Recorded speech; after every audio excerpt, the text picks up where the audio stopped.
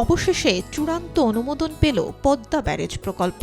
বুধবার জাতীয় অর্থনৈতিক পরিষদের নির্বাহী কমিটির সভায় অনুমোদন পায় প্রকল্পটি। সভায় সভাপতিত্ব করেন প্রধানমন্ত্রী তারেক রহমান। পদ্মা ব্যারেজ প্রায় ৩৫,০০০ কোটি টাকার এই প্রজেক্ট আজকে অনুমোদন হয়েছে। এই প্রকল্পের মোট প্রস্তাবিত ব্যয় ধরা হয়েছে ৩৩,৪৭৪ কোটি ৪৫ লাখ টাকা। তবে পানি সম্পদ মন্ত্রণালয় জানায়, সার্বিকভাবে বাস্তবায়ন করতে ৫০,৪৪৩ কোটি টাকা ব্যয় হতে পারে। জুলাই ২০২৬ থেকে জুন ২০৩৩ মেয়াদে প্রকল্পটি বাস্তবায়ন করা হবে।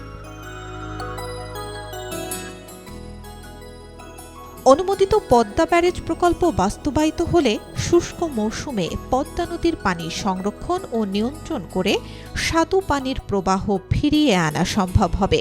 সংশ্লিষ্টরা বলছেন, এর মাধ্যমে দেশের প্রায় ৩৭% মানুষ সরাসরি উপকৃত হবে, কমবে লবণাক্ততা, প্রাণ ফিরে পাবে মৃতপ্রায় নদীগুলো। একই সঙ্গে কৃষি, মৎস্য ও পরিবেশে আসবে ইতিবাচক পরিবর্তন।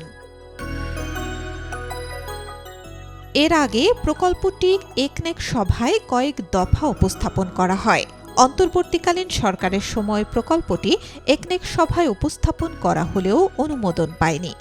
এবার এর চূড়ান্ত অনুমোদনে ফারাক্কা ব্যারেজের নেতিবাচক প্রভাব থেকে বাঁচবে বাংলাদেশ, এমনটাই মনে করছেন সংশ্লিষ্টরা।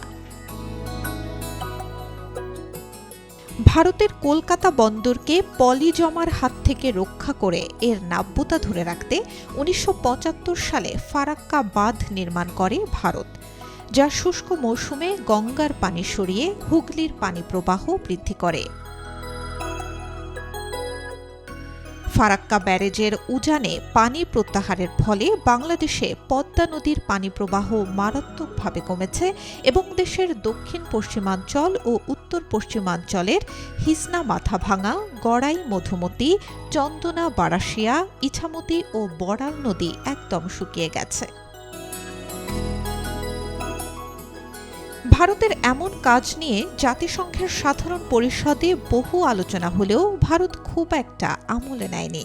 ১৯৭৫, ৭৮, ৮২ এবং ১৯৯২ সালে স্বল্পমেয়াদী পানি বন্টন চুক্তি হলেও কোনোবারই কথা রাখেনি ভারত। ১৯৯৬ সালে হওয়া ৩০ বছর মেয়াদী গঙ্গা পানি বন্টন চুক্তিতে যেভাবে বলা আছে, সেভাবে পানি বন্টন হয়নি। এই চুক্তির মেয়াদ শেষ হবে চলতি বছরের ডিসেম্বরে। এবার পদ্মা বাঁধ নির্মাণ করা হলে সবচেয়ে বড় অনিশ্চয়তায় পড়বে ভারতের ফারাক্কা ব্যারেজ। পরিবর্তন আসবে দুই দেশের ভূ রাজনৈতিক বাস্তবতায়।